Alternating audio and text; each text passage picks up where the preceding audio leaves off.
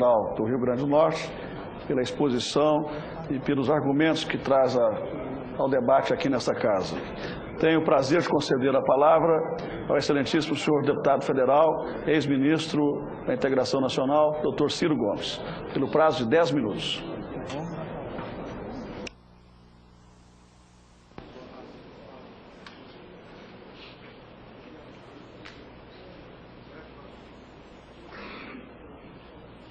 Senhor presidente, senhoras e senhores senadores, senhoras e senhores membros da mesa, a quem saúdo nas pessoas do senhor ministro da Integração Nacional e do reverendíssimo arcebispo de João Pessoa, Dom Aldo de Tilo Pagotto e Dom Luiz Cápio, bispo da Barra. Senhoras e senhores, eu tentarei, obediente aos termos regimentais, falar de uma coisa muito gravemente complexa e que aspectos técnicos, aspectos hidrológicos, aspectos antropológicos, aspectos culturais, aspectos morais, aspectos políticos, aspectos ideológicos e, lamentavelmente, mais recentemente, até traços de aspectos religiosos, evidentemente, nos quais eu não me aventurarei, se acostaram a este projeto. Em primeiro lugar, é preciso que tenhamos tranquilidade de alma para saber que todas as iniciativas de integração de bacia ou de transposição de bacias, como se queira chamar, no Brasil e no mundo, sempre despertaram polêmicas acesas, havendo momentos em que a mais desastrada das experiências de transposição que eu procurei conhecer, a do Rio Colorado, nos Estados Unidos, em que tanques foram deslocados para as ruas e acabaram provocando uma mediação gravíssima, quase provocando outra secessão na América do Norte, sem falar da usurpação das águas que, transpondo as fronteiras americanas, deveriam chegar na Foz, no estado do México. Mas essa é uma história que não tem a ver com erro técnico, mas com a usurpação de territórios também, como a América fez com Texas e outros que tais. No Brasil, nós conhecemos experimentos que não despertaram tanta polêmica, embora houvessem também despertado alguma. A cidade de São Paulo é abastecida por uma transposição de bacias, a do rio Piracicaba, que extrai do rio Piracicaba mais de 70% da sua vazão natural destinada à Foz. E a cidade do Rio de Janeiro é abastecida por uma transposição de bacias, esta do rio Paraíba do Sul, que transpõe também uma vazão superior a 70% da vazão natural do rio destinada à sua foz, pelo sistema Guandu, e o outro pelo sistema Cantareira. No Nordeste brasileiro, este projeto vem sendo mencionado por um empirismo, que inclusive atrapalha muito, até hoje, neste debate, atrapalha demais a percepção correta, equilibrada de um conflito. É natural numa sociedade democrática, numa sociedade tão profunda e agudamente desigual, tisnada de tanta safadeza, de tanta inconfiabilidade das instituições e de seus operadores, as autoridades políticas, que esses argumentos possam ser feitos. Mas há um tempo em que nós precisamos nos reconhecer, pelo menos de boa fé, que não é possível opor superioridade moral, Dom Cápio. Eu dirijo especialmente a Vossa Excelência, não é possível que Vossa Excelência se considere intérprete superior do valor moral e ponha, por exemplo, um modesto militante de 30 anos na vida pública brasileira, a partir de uma base no Nordeste, como alguém que esteja movimentado numa posição antagônica de Vossa Reverendíssima por interesses subalternos. Eu não estou movido por interesse, indignação, Vossa Excelência Reverendíssima, porque, por exemplo, e é por aqui que eu entrarei na parte mais técnica, Vossa Reverendíssima é induzida a um gravíssimo erro que, para nós, nordestinos do Nordeste Setentrional, olhe para mim, Dom Cápio. Obrigado. Chega às raias da indignação. Vossa Reverendíssima afirmou nesta tribuna, e eu sei que não há má fé, que Fortaleza, o habitante de Fortaleza, tem mais água do que o habitante de São Paulo. Vossa Reverendíssima não tem obrigado, mas eu governei o estado do Ceará. E por sequência de 3 anos de seca, a cidade de Fortaleza, a 4ª maior cidade em população no Brasil, remanesceu nas minhas mãos sem água. E não é força de argumentos, sem água. 3 anos de racionamento e o 3º ano acabou a água para 3 milhões de habitantes da região metropolitana de Fortaleza. Qual é o equívoco da observação empírica? É que São Paulo tem fonte perene de água. O rio Piracicaba é um rio permanente. E as capitais do Nordeste Setentrional, todas elas, e as cidades inteiras, têm fontes perenes ou não perenes, dependentes do ciclo caprichoso da chuva. Isto é uma obviedade. Pode ser manejada com a inteligência humana. É o que tenta o projeto São Francisco.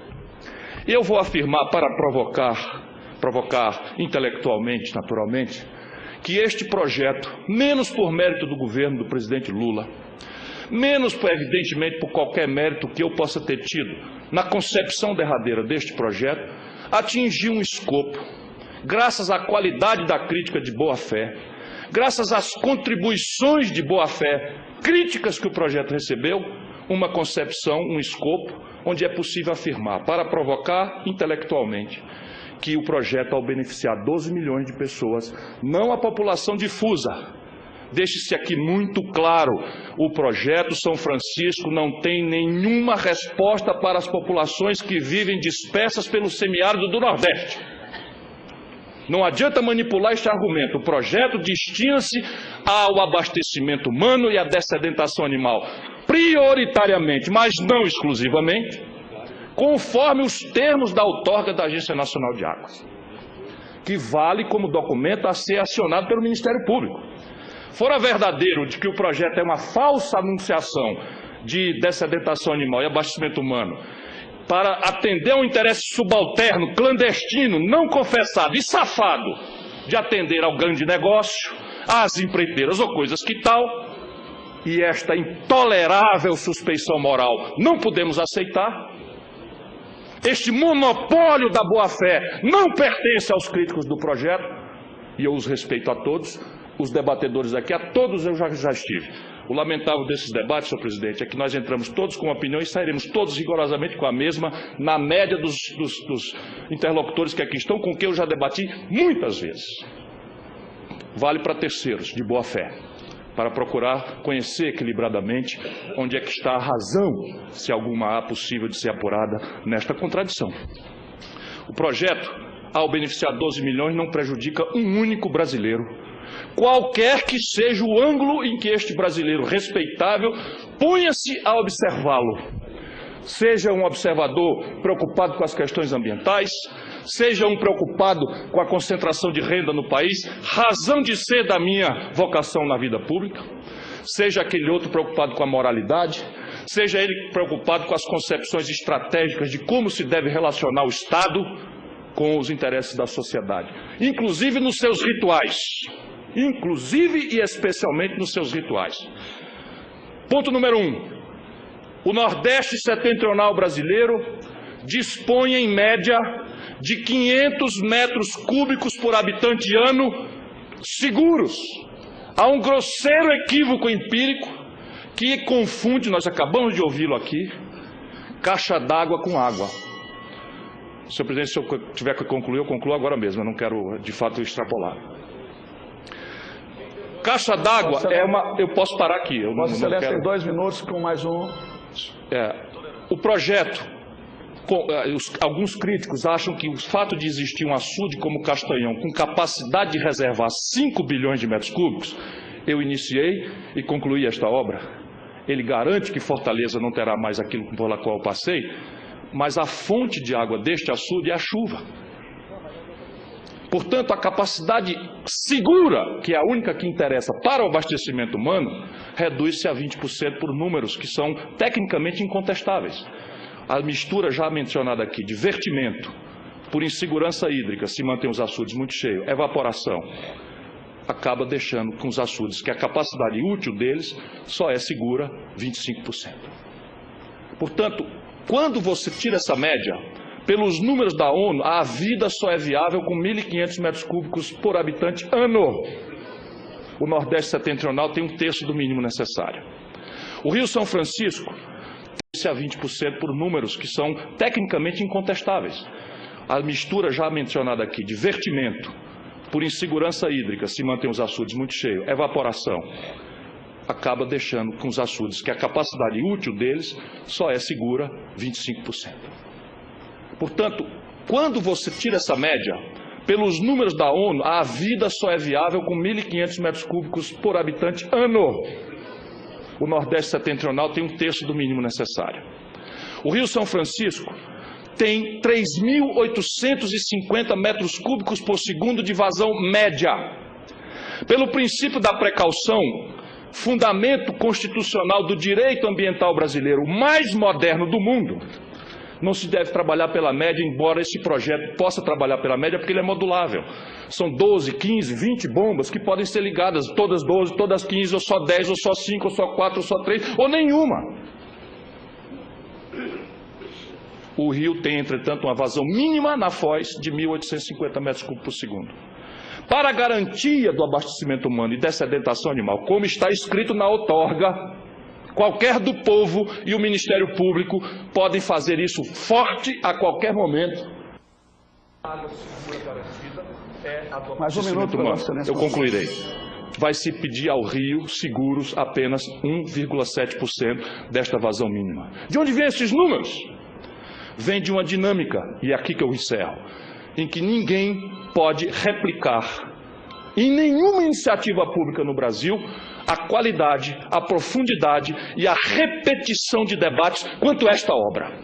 Foi feito, empoderado um comitê de bacia, que não existia, é o governo Lula que empodera e tira da letra morta da lei, institui, constitui, dá posse e empodera o comitê de bacia. Foi feito um plano de bacia interativo com a sociedade civil e com os mais qualificados experts na área hidrológica, ambiental, antropológica e o que quer que seja. Este projeto, plano de bacia, foi validado em mais de 40 audiências públicas e aprovado por unanimidade numa reunião derradeira acontecida em Salvador. Ele não é uma avaliação sobre o projeto São Francisco, esse da integração. Ele é apenas um projeto que garante que o rio tem, hoje, 90 apenas metros cúbicos de água utilizados, tem 360 metros cúbicos disponíveis para novos consumos, todas as demandas até 2050 dos estados ribeirinhos para irrigação ou quitais não pedem mais do que 200 metros cúbicos por segundo. Supondo que tudo o que se fez no rio até hoje para consumo são 90 metros cúbicos. São números. E tudo o que se planeja fazer, se todo fosse feito até 2015, pediria mais 200 metros cúbicos. Ainda sobrariam 160 metros cúbicos, que hoje estão apenas adoçando a boca do mar. Eu concluo agradecendo a tolerância de Vossa Excelência e pedindo, eu vou ficar aqui no debate, para que nós, algum critério tenhamos, porque juízos de conveniência, juízos de oportunidade, numa democracia representativa, não é o modo mais sadio, institucionalizada como a nossa, são dados pela eleição do presidente da República. Não por acaso, uma coincidência desagradável, todos os críticos da política na Bahia, em Sergipe, em Alagoas, perderam as eleições. E o presidente Lula, no auge aceso desse debate, ganhou em todos esses lugares. Muito obrigado.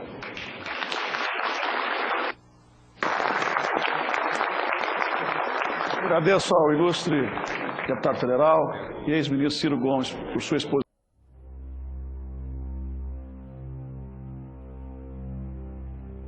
Atriz Letícia Sabatella. Ela é contra a transposição e criticou a falta de diálogo do governo. Esse é o único esforço. A posteriori, minha cara Letícia, é um combate. Eu não sei se eu estou no mesmo lugar seu, mas creio é parecido. Eu, ao meu jeito, escolhi a opção de meter a mão na massa, às vezes suja de cocô. Às vezes. É só a mão. É só a mão. Minha alma não. Minha cabeça não. Meu compromisso não. Não, eu sei. Vamos discutir. Não há, creia minha querida, uma proposta sequer que eu não ouça com o coração. Ciro Gomes, e a cabeça. Eu concluirei. O senhor tem dito que está cada vez mais maduro e tal. A força, né? Estou cada vez mais careca, cada vez mais velho. Em fevereiro agora houve um debate no Senado sobre a transposição do São Francisco. A posição do senhor foi muito firme, mas lá pelas tantas o senhor disse para a atriz Letícia Sabatella: ao meu jeito, escolhi a opção de meter a mão na massa. Às vezes, suja de cocô, às vezes, mas minha cabeça não. Esse tipo de declaração não é um destempero preocupante em alguém que pode ser presidente da República? Aquela cadeira de presidente não requer... Qualquer destempero é uma atitude incabível para alguém que vai servir ao país como presidente da República. Ponto. Qualquer destempero. É preciso que alguém julgue os destemperos. Uma criança bem educada pode falar a palavra cocô. uma criança bem educada, dependendo do contexto. É evidente que eu podia ter evitado isso. Agora, preciso entender, e infelizmente eu disse aqui para o Frias, para estar vindo no almoço, nós passamos 7 horas debatendo no Senado Federal um assunto que é comovente. A questão básica é a seguinte: agora tem ciclos de 15, 20 anos, tem uma enchente geral no Nordeste, está acontecendo lá, de novo. Mas a tradição lá é de seca. E eu não sou um neutro, vou dizer de novo, eu não sou um neutro observador da cena brasileira. Quando eu servi ao Ceará como governador, deixa eu dizer para vocês que isso me comove. E eu não quero ser um verme sem alma. Faltou água em Fortaleza. A quinta maior cidade brasileira, 3 milhões de habitantes, sem água. E não é sem água esforço de retórica, não. O racionamento aconteceu por 3 anos e no 3º ano acabou a água. Eu tive que construir um canal de transposição do Rio Jaguaribe para Fortaleza em emergência, perdi homens, trabalhando em turnos de 24 horas, caí no helicóptero, trazendo água de 600 quilômetros lá embaixo do açude que o Juscelino Kubitschek construiu na década de 50. E aí nós temos uma equação que desde Dom Pedro se discute, que é pegar um pouquinho da água que está sobrando, fartamente sobrando, no Rio São Francisco, que é o único rio que tem vazão com água sobrando no Nordeste inteiro, para levar, para resolver, não é o problema de todo mundo, para resolver o problema de 12 milhões de pessoas que são alcançáveis por essa obra. Eu montei o projeto, eu fiz mais um sem número de discussão, trouxe na Folha, levei na CNBB 2 vezes. Não era por nada, é porque é um projeto que tem que ser muito perfeito. E eu tenho a humildade de saber que perfeição só vem da inteligência coletiva. Esse é o meu jeito de trabalhar. Então levei isso na CUT, levei no MST, levei na CNBB 2 vezes. Em nenhuma das duas o reverendíssimo bispo foi, né, reclamando falta de diálogo, mas o diálogo nós buscamos. O projeto foi se aperfeiçoando com uma crítica consistente que nós fomos recebendo. Fui no Ministério Público, quebrando uma tradição no Brasil. Você faz a obra, vem um mal feito e o Ministério Público entra com a ação. Eu fiz antes, fui para o Ministério Público, está aqui a concepção. Vocês podem ajudar o país, como tem muita boa fé, conserta os erros antes, indica os erros antes, para a gente não cometer isso e ter que fazer ação. Tudo isso foi feito. E aí nós debatemos esse assunto e tem uma turma que é contra, turma respeitável, como a Letícia, que é minha querida. Como o bispo. A Letícia é minha querida. O primeiro trabalho da Letícia garotinha foi no Ceará. Só para vocês saberem, é colega da minha mulher. No filme que a minha mulher fez agora, nos créditos, é um agradecimento à Letícia. Então, agora, ela virou uma porta-voz de uma opinião da qual eu discordo. Isso não quer dizer que eu não a respeito, não queira bem. O bispo tomou uma opinião da que eu discordo veementemente. Porque até eu posso não ser passional, eu tenho os números na ponta da língua à força, não é porque eu sou nada demais. Eu tenho a ponta da língua porque eu tive que estudar esse negócio profundamente. Especialmente para não errar e para respeitar os críticos, encarar as críticas. Aí a pessoa vai para a tribuna do Senado, 7 horas, nós debatemos, e tivemos uma discordância. Não houve bate-boca. A manchete foi, Ciro, houve bate-boca. Não houve, desculpa, não houve, nós não falamos alto nenhum.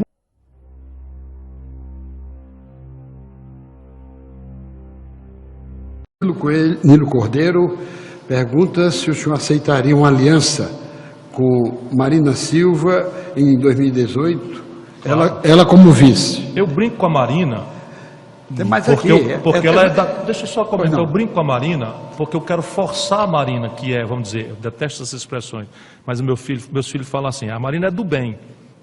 A Marina, assim, a Marina é séria, a Marina é patriota, a Marina gosta do Brasil, a Marina tem espírito público, enfim, a Marina é gente boa. O grande problema da Marina é que ela resolveu, não é por molecagem, é por falta de treinamento mesmo, enfim, ela resolveu confrontar essas superficialidades brasileiras. Então a questão moralista, é como se a Dilma fosse responsável pela corrupção no Brasil, não é. Não é. Não adianta botar a Marina lá porque a corrupção é endêmica. E aí, na medida em que eu aceito ser eleito, deixando o povo acreditar que eu chegando lá, a corrupção acabou, a revista Veja, a TV Globo vão localizar a corrupção que vai ter seguramente e vão jogar em mim e eu estou desconstituído. Então é muito melhor você dizer a corrupção é um problema, é endêmico, não depende do fulano ou do beltrano e eu prometo não roubar e o que estiver ao meu alcance não deixar roubar. Isto aí previne essa desconstituição. Depois esse ambientalismo difuso. Não é possível, olha, repare bem, a 163 é uma BR que faz da soja brasileira chegar a preço final mais barato do que o custo de produção da soja americana, no território americano. Aí a Marina é contra, que é Cuiabá-Santarém. Aí eu digo, Marina, não é possível. Aí consertei, fomos colega ministro. Aí pega, vamos comigo lá. E ela gosta de mim, eu gosto dela, foi comigo lá. Aí levei ela para um conjunto de audiência. Tem essa negada pedindo essa BR, a indiarada toda, é BR já, fora a Marina, não sei o que. Então ela virou a cabeça e inventou um projeto BR-163 sustentável. Ou seja, a mesma coisa, só que 3 anos depois, o São Francisco, nós perdemos um tempo imenso, quando estava tudo pronto, tudo feito, tudo arrumado, tudo não sei o quê, e eu querendo fazer, porque eu estava lá, eu sabia que isso era uma coisa de guerra, teve bispo fazendo greve de fome, e eu sabia que Fortaleza ia parar, faltar água, como está faltando agora, se não chegar o São Francisco em dezembro, vai colapsar o nosso sistema, e nós somos o estado mais preparado do semiárido, enfim, eu sabendo disso, mas vamos lá, contemporiza, pronto, está tudo pronto. Aí ela, recurso ao Lula. Aí eu vou lá, o Lula chama, Ciro, a Marina está querendo conversar de novo. Eu digo, vamos conversar. Aí chega lá, senta, e uma garotada sentada ali, e eu digo, isso é arrumação nova. Você precisa saber qual é a razão da gente tem que puxar a Marina para isso. Porque ela é, vou dizer, ela é do bem. Aí a Marina diz assim, presidente, esse projeto é muito complexo. Eu disse, mas Marina, faz 3 anos. Tudo assunto, não, olha, eu sei que você teve paciência, você fez tudo direitinho, não sei o que e tal, mas esse pessoal aqui chegou e está me dizendo que não tem estudos relativos à ictiofauna. Eu nunca tinha ouvido falar essa expressão. O quê, Marina? Ictiofauna. Que diabo é isso, Marina? É os peixes, a fauna dos peixes, chama ictiofauna. Sim, qual é o problema da ictiofauna, Marina? Não tem nenhum estudo no projeto que entenda a contaminação, o encontro dos peixes da bacia doadora com os peixes da bacia, eu não acredito nisso, da bacia receptora. Aí eu perdi a calma. Mas Marina, o Nordeste morrendo de sede, Fortaleza na iminência de um colapso de abastecimento d'água, Campina Grande já está em colapso, e você chama outra reunião 3 anos depois para discutir suruba de peixe. Ela encheu os olhos de lágrima na hora. Eu, caramba, me desculpe, pelo amor de Deus, presidente, olha, eu acho que eu não vou ficar mais não, chega e tal. Não sei o que, não, tá bom, eu vou mandar estudar ictiofauna. Conclusão, é a mesma ictiofauna, e o peixe prevalente é um peixe que foi importado da África chamado tilápia. Então, de cima para baixo, qual o poder que a gente tem? Né? Não estou dizendo que foi, mas eu estou dizendo que eu tive contato com vários povos indígenas e que questionam isso, eu acho que eles precisam ser ouvidos. Né? Eu acho que a gente precisa ouvir os grupos que estão sendo diretamente atingidos. Não estou falando que foi assim ou não foi assim. Né? Eu estou falando do lado de quem é militante e tal, ao lado dessas pessoas e ouvindo o que essas pessoas têm a dizer e sabendo que muitas vezes a voz dessas pessoas não são ouvidas. Né? Então, eu acho que um modelo de desenvolvimento, óbvio que a gente tem que pensar nisso, mas até que ponto esse modelo de desenvolvimento, a gente fica pensando, como diz a Angela Davis, um modelo de desenvolvimento, valores democráticos atrelados a valores capitalistas. E eu acho que esse grande desafio nosso é desatrelar valores capitalistas de valores democráticos.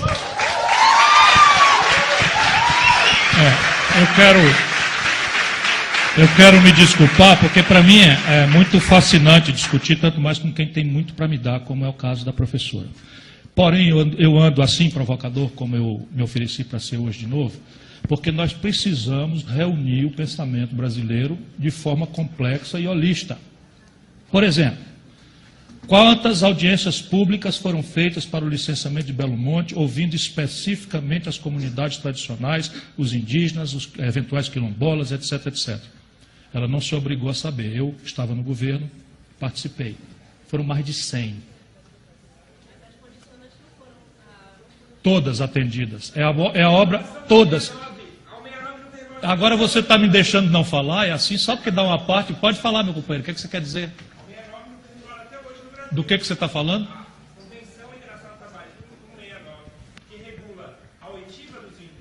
Sim. Perfeitamente. Eu estou só dando um depoimento. Eu nunca fui ministro das Minas e Energia, não fui ministro da Fazenda e da Integração Nacional, sou um democrata amante profundo do empoderamento popular. Eu que fiz todas as audiências públicas do São Francisco, este sim, minha responsabilidade, eu que criei os comitês de bacia e o comitê central, eu que financei os projetos, eu assim, por delegação do governo a quem eu servia na data. Só querendo dizer, e não me importa discutir Belo Monte, está pronta, rodou a turbina hoje.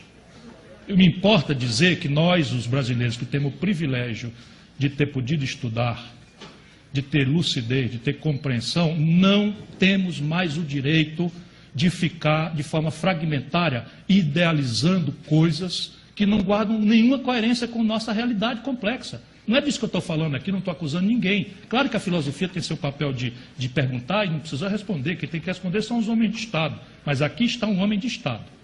Então a pergunta é, vou começar de novo. Qual é a matriz energética que o Brasil opta? Ela, eu recomendo, deve ser limpa e módica. Porque o povão não pode pagar energia de ruptura de célula de hidrogênio, que já está a tecnologia dominada, mas é absolutamente cara. A fissão nuclear já é uma tecnologia relativamente dominada, mas gasta mais energia para produzir a fissão do que a energia resultante da fissão. Então ela não é módica, caricatamente. E nós, brasileiros, temos... Como? Silício eu não estou nem sabendo. Silício é areia. Agora, como é que se tira energia de areia? Hein? Não, energia solar, espera um pouquinho. É placa de silício. A placa de silício é uma tecnologia que nós não temos, pela lei de propriedade intelectual que o senhor Fernando Henrique fez passar ante a nossa catatonia, nossa sociedade brasileira catatônica, pensando se está em processo autocrático de modernização, de despotismo esclarecido, São Paulo pilotando, nós temos a pior lei de propriedade intelectual. E a tecnologia da célula de silício nós não conhecemos. Então, no Ceará, nós temos já uma boa planta de energia solar, toda importada. Não, não tem tecnologia, meu filho, não tem. Não tem me faz um e-mail para ajudar, porque não tem nada a ver com energia. Estou fazendo uma provocação aqui para a gente pensar. Nós precisamos optar por qual matriz energética nós queremos trilhar. Se isto acontecer, fique sabendo o seguinte, por exemplo, você acha que espalhar células fotovoltaicas numa quantidade necessária e suficiente para garantir os gigawatts que nós precisamos para girar São Paulo, você acha que não tem efeito nenhum no meio ambiente? Sabe qual foi o problema que apareceu na nossa 40% de geração de energia eólica? As pás matando passarinho. Ela riu, ó. Apareceu esse problema no licenciamento. Vai aparecer problema. O que eu não estou propondo aqui é que a gente passe... Meu irmão, eu só quero ver se a gente estabelece um critério. Porque se você ficar na idealização de dizer que tem energia saindo de plástico, você precisa me dizer onde é, porque nós precisamos reciclar esse plástico todo que nós estamos jogando nos lixões e fazer energia. Infelizmente não existe. Qual parte você não entendeu da questão da modicidade e da escala? Experimentos bonitinhos, tem de todo tipo. Estou falando para você, você tem a célula de hidrogênio, nos Estados Unidos já tem carro rodando. Sabe qual é o rejeito disso? Água. Sabe qual é o preço disso? 78 vezes o preço do megawatt de hidráulico. Esse é o problema. A vida é dura. E se a gente brasileiro quiser parar de ser enganado, porque eles são cruéis, pragmático aqui não sou eu não. Pragmático é o Eduardo Cunha, que sabe bastante bem onde é que as andorinhas dormem. Pragmático é a turma do PMDB que vai assumir o poder com um golpe contra nós. E nós vamos ficar discutindo aqui que tem uma solução maravilhosa que a universidade desenvolveu, que você pega um plástico e gera megawatt, não sei o que e tal. Esse é o problema. E aí nós desconstituímos os nossos governos. O melhor da opinião brasileira luta inconscientemente para desconstituir os nossos governos progressistas. Ô Ciro, deixa... Agora, eu posso também, vamos lá. Quer que eu comece a vomitar minhas perplexidades para vocês? Eu tenho direito? Você não está autorizado a esse não autoritário aí.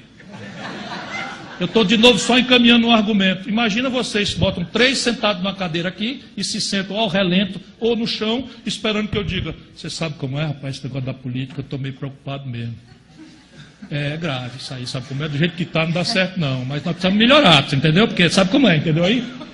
Do jeito que está, não, para nós não, tem que ser outro. Tá? Mas qual? Não, peraí, meu papel é questionar. Desculpa, mas eu sou um provocador. Na minha presença não acontecerá mais. Ô Ciro, deixa eu botar minha colherzinha hippie aqui na conversa. Ó. É mesmo?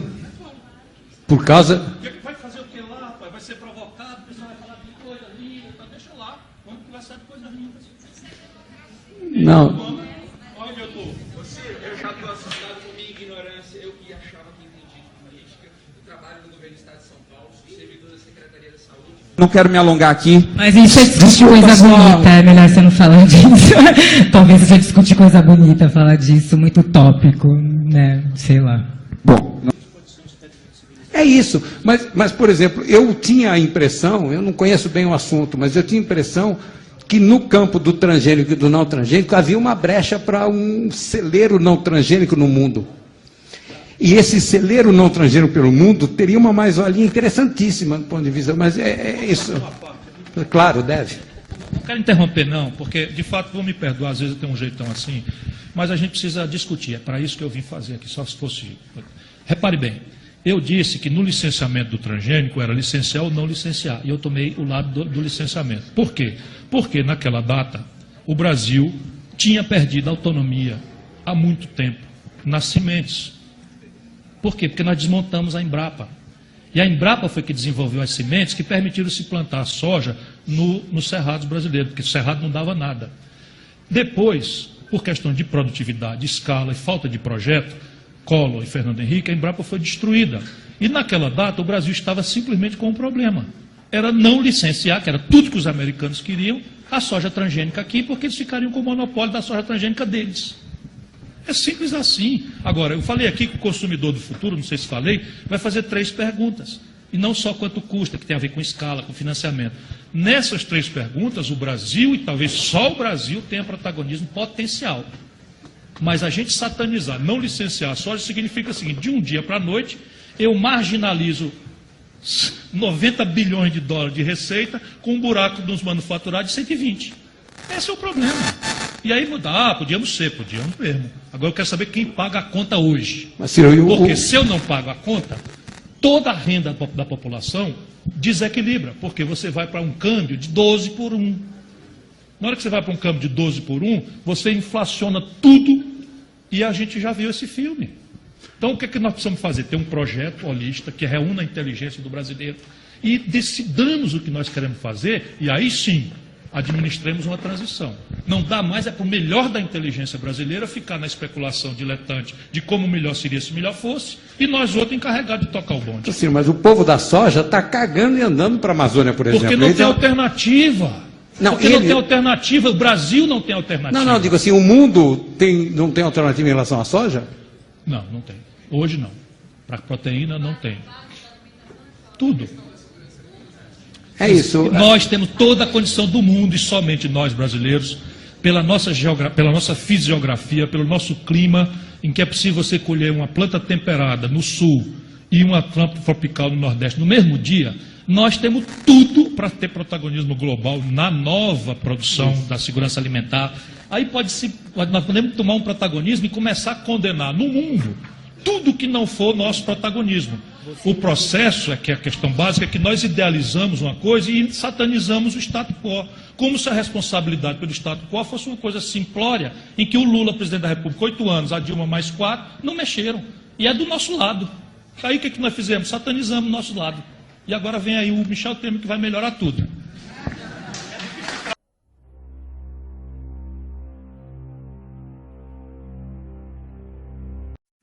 Quero agradecer, Ricardo, a um companheiro que eu tenho a maior lealdade, o maior respeito, e eu sei que a Dilma tem, o companheiro Ciro Gomes, que colocou o projeto embaixo do prato e fez. E eu sei a quantidade de brigas que o Ciro Gomes enfrentou. Eu sei o que foi enfrentar a discussão ambiental. Eu sei o que foi enfrentar a discussão com o Tribunal de Contas. Eu sei o que foi enfrentar a discussão com o Ministério Público. E o companheiro Ciro Gomes teve a coragem, teve a honradez de enfrentar o debate sem fazer cara feia e provar que o povo nordestino é o dono do Rio São Francisco e não apenas um ou outro estado da federação, que o povo tem direito à água para beber, para dar para os seus animais e para plantar um pé de alface, um pé de feijão, um pé de milho ou um pé de macaxeira. Eu quero agradecer a essa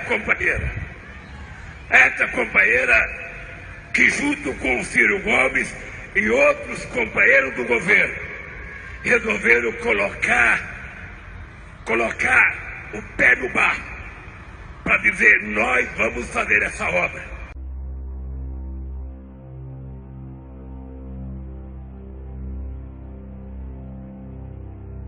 Hoje eu vou relembrar 20 anos atrás, 1993, quando Fortaleza estava sem água e o governo decidiu executar uma obra que trouxe água de Itaiçaba até a nossa cidade. Esta obra foi uma revolução, porque foi a primeira e a maior obra de impermeabilização do Brasil, que foram consumidos nesta obra 1,5 milhão de metros quadrados. O projeto inicial da obra era para execução em concreto armado. E eu, juntamente com alguns concorrentes, levamos uma proposta para o governo para realizar essa obra de uma maneira revolucionária, usando manta asfáltica como revestimento. Hoje eu tenho o prazer de receber aqui na FAN TV o dono e o idealizador desta obra, Ciro. Por que Canal do Trabalhador? Eu estava terminando a obra e a minha sensação é que eu devia uma homenagem a todo mundo que me ajudou. Foi uma coisa impressionante, desde o Dom Aloysio Loscheider, que estava na reunião onde a gente discutiu na minha sala, lá no auditório do Palácio do Governo, o que fazer diante daquele colapso da água de Fortaleza, até o mais simples dos trabalhadores, e eu perdi 2 deles. 2 deles morreram, trabalhamos conosco 5 mil. E aí eu pensei, olha, melhor homenagem eu não posso fazer, senão eu vou homenagear o trabalhador, que de alguma forma é o que eu fiz para homenagear todo mundo que me ajudou. Eu fiquei sabendo da obra em março, aproximadamente, de 93, porque minha empresa, trabalhando com impermeabilização, tive a notícia de uma grande obra no Ceará que ia ser feita em concreto, né? Quando que você decidiu fazer a obra? Ali foi tudo experimental, né? Quando acabou a obra, o pessoal fez uma reunião para me homenagear, os engenheiros, as empresas e tal. E um deles lá falou, acho que foi o Mano Rola, disse assim: essa obra só saiu porque você não é engenheiro. Mas na verdade, quando eu disse, olha, nós temos que construir um canal de 120 quilômetros em 90 dias, a palavra é impossível, não é possível. E eu perguntei, mas 10 quilômetros é possível? Aí você falou, não, 10 quilômetros é possível. Então vamos fazer 12 obras de 10 quilômetros simultâneas, trabalhando em torno de 24 horas. E a coordenação disso é muito crítica, porque o canal vem por gravidade a água e ela desce 1 centímetro por quilômetro. Então você imagina, tanto tem que encontrar, né, um com o outro, como um tem que entregar mais alto, o outro entregar mais baixo e assim sucessivamente. E aí o tempo era crítico, veio um construtor da NASA, o Mr. Hoffman, o Dr. Zé Cândido, que já morreu também, que foi quem projetou, e nós fizemos pela primeira vez no Brasil topografia por satélite.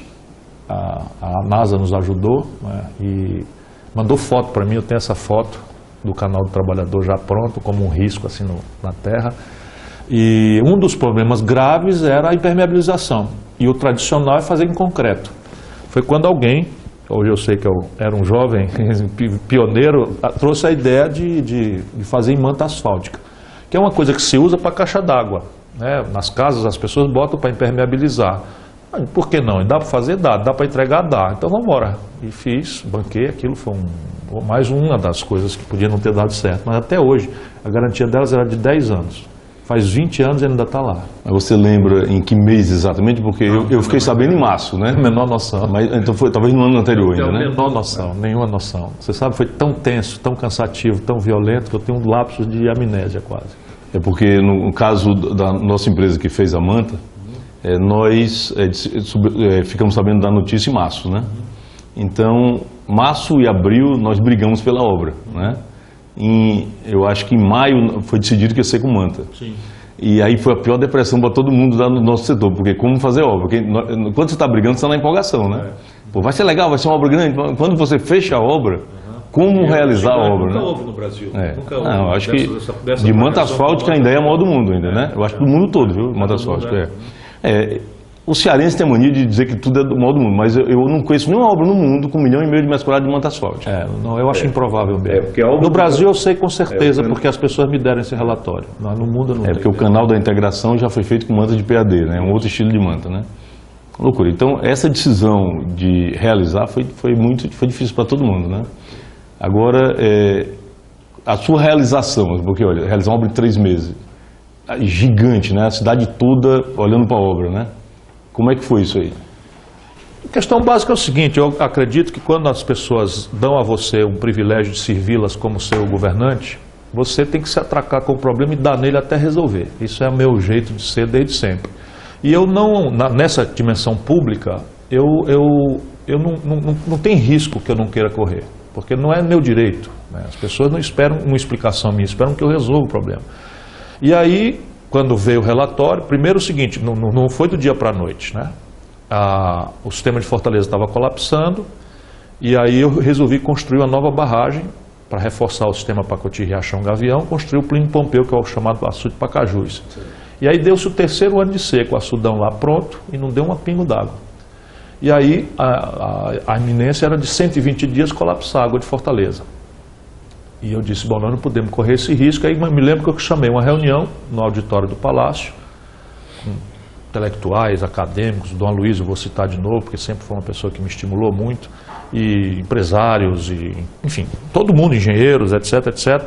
E aí eu disse, olha, aqui o problema é esse, né, e eu quero ver o que é que a gente faz para resolver. Aí um lá disse, ó, nós temos que trazer uma usina de salinização. Onde é que tem? No Kuwait.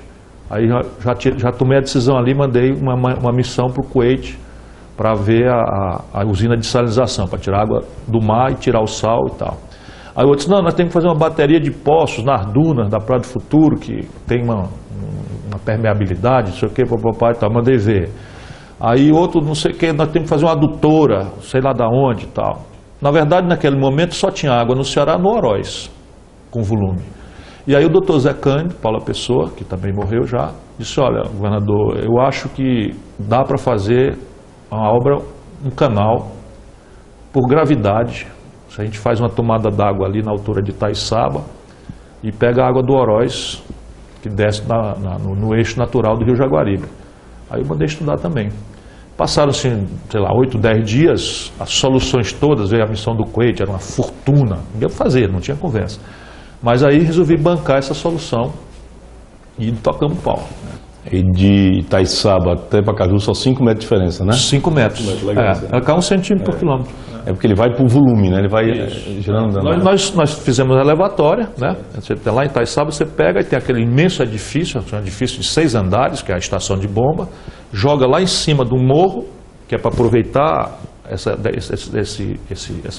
enfim, a gravidade, e aí joga dentro. Pegar a água do Jaguaribe, né? E joga o Oroz no Jaguaribe. O rio Jaguaribe, o sul de Oroz, hoje tem o Castanhão no meio, né? Mas o Oroz era o único na época. Então você abre a válvula de espessora, e um dos abacaxis que eu fui é que abriu a válvula, porque o canal é projetado para 6 metros cúbicos por segundo, que era a necessidade de Fortaleza naquela data, 100% da necessidade de Fortaleza. E aí vinha pelo rio Jaguaribe, cadê a água? Aí eu peguei um helicóptero, saí rasante, em várias pequenas barragens, o povo tudo desesperado por água em todo canto. Me lembro o povo de Chorozinho, eu chorei num palanque, eu fui lá, reuni a cidade inteira para pedir a eles permissão para arrombar o açude, para ganhar mais 10 dias de abastecimento para Fortaleza. E as pessoas chorando, levantaram a mão a favor e tal. Por isso que, enfim, eu não posso ter queixa de nada na vida, não. Aquilo ali foi especial. E o canal estava projetado com 2 sifões, né? Sim. E o resto em concreto. Era esse o projeto inicial, né? Preciso explicar para as pessoas, né? Na verdade, nós tivemos de tudo ali. Uma seca braba no lote 7. Antes de chegar no fundo da escavação, apareceu água. Minou água do chão. Então, eu penso num problema. A gente rebaixou o lençol freático, desesperado, no meio da seca, chama um coisa. E a outra coisa é que o canal passa por cima do rio Pirangi. Aí o rio Pirangi, você tem que fazer uma ponte para a água passar. Então é um imenso sifão de aço. E foi feito pela indústria cearense, né? Feito aqui pelo Fernando Gugel. Fernando Cirino, né? Fernando Cirino topou. Aquilo, nenhuma empreiteira grande de fora topou trabalhar conosco. Nenhuma. E aí foram 57 empresas cearenses, todas, que se reuniram e dividiram 12 lotes, todo mundo trabalhou com preço unitário, tabelado, foi fantástico. E as construtoras começaram com concreto, mas não tinha água para o cimento, né? Para o cimento, né? Por isso que a manta entrou, que foi bom para a gente por isso, né? Foi uma mudança grande, né? Eu lembro, você falou de água, eu toquei o trecho 4 da Master, em Cosa. Sim. Que esse trecho, na inauguração, apareceu água. 2 quilômetros de água, você lembra disso, né? Lembro E eu lembro de uma cena que é cômica, o canal todo pronto, eu peguei o carro, eu estava até com febre nesse dia, era 6 da tarde, e fui fazer a vistoria no canal. Tem aquela história do homem do dique, que bota o dedo, né? Sim, claro. Então eu fazendo a vistoria no canal de carro, olhando para baixo, aí eu olhei para baixo com uma manta balançando, né? Eu não acreditei, né? Aí eu parei o carro, desci assim uns 30 metros, que era um trecho muito de corte lá, né? Aí eu desci e segurei a manta. Não existia celular na época, né? Celular não existia, fiquei lá. Aí depois de meia hora apareceu o seu Paulo da Malgrade. Eu, doutor Paulo, o canal está rompendo, por favor, mande alguém. Aí começou a chegar gente. E eu segurado na manta. Chegou uma hora que o canal subiu e a manta me levou junto, né? Arrompou 200 metros. Aí depois chegou o helicóptero, você chegou lá, você está lembrado dessa cena, né? Aí na hora você não tem o que dizer, né? Rompeu o canal porque era um trecho com água.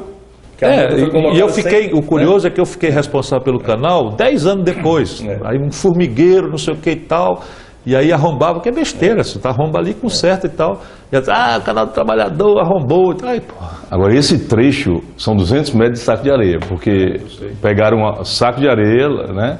Eu acho que foi até na Cagesse, eu não sei, colocaram areia dentro do saco. Eu me lembro que a gente, aí perdemos o cronograma nesse trecho, e eu me lembro o Leônidas, que hoje é ministro dos Portos, era meu secretário de obras. Ele assumiu a obra, né? Liguei para ele, disse, aqui, você vai assumir a obra aí, eu quero uma avenida iluminada aqui. E fizemos ali, na beira daquele trecho, um monte de poste com luz para trabalhar 24 horas, e aí saco de areia e tal. Aí o canal foi feito 150 quilômetros, só que, não, 116 quilômetros, 116 quilômetros, só que 200 metros de saco de areia, né? Especialista, né? Então foi uma... tinha trechos sem impermeabilização, porque nós demos na rocha. Aí detonamos na rocha, eu me lembro... eu ia passando, todo dia eu ia lá, ia passando no jipe, eu chegava sem saber a hora, de madrugada, de noite e tal, porque eu queria estar perto das pessoas que estavam trabalhando. E aí eu vendo aquilo calmo, não tinha ninguém, eu disse, que merda é essa? Será que tem uma greve aqui? Não sei o que, quando eu vi, falei, explosões, pedra para todo lado do carro aqui, por sorte nenhuma pegou em mim. Teve outra cena interessante, que a gente vai falando, lembrando dos 20 anos atrás, né? Eu trouxe 3 paulistas para conhecer o canal, fabricantes de manta, né? O pessoal todo engomadinho, né? E nós estávamos passando pelo canal, o carro atolou. E logo depois veio um carro atrás da gente, que era o carro do governador. Você com 3 secretários, né? Pararam atrás da gente e foram tirar a gente do atoleiro. Não sei se você lembra disso aí. Aí eu falei, olha, vocês gravem essa história que é o governador que está tirando o carro do atoleiro. Você não vai ver isso todo dia. Eu ia todo dia na obra. Todos os dias, durante os 90 dias, eu fui... o Álvaro Wayne, nessa época não tinha esses jipinhos que tem aí 4x4, e o Álvaro Wayne, meu amigo velho e querido, tinha um jipinho desses, ele me emprestava para poder andar na areia. Nossos carros é aqueles Niva, né? Russo, né? Que era o carro que tinha. Caí no helicóptero, o outro helicóptero quase que mata o Dr. Zé Cândido, o Mr. Hoffman, levantou, bateu num fio, o fio quebrou, por sorte o fio quebrou e deu uma chicotada, cortou o rabo do helicóptero assim como se fosse uma faca na manteiga quente, quer dizer, uma faca quente na manteiga. O que muda na região, uma obra daquela? Porque você imagina, a quantidade de pessoas que foram morar no local, né? Hoje você tem quase 1.500 hectares irrigados, porque na medida em que o CID completou o eixo da integração, que é o eixão das águas, Fortaleza agora não precisa mais do canal do trabalhador. Então ele que era reservado para o abastecimento da água de Fortaleza, ele agora abastece todos os municípios da região e permitiu-se agora irrigação, inclusive com culturas permanentes. Tá? Tem muita coisa sendo produzida, muita gente trabalhando. Para ficar por aí da vida, né? Não, isso eu não esqueço.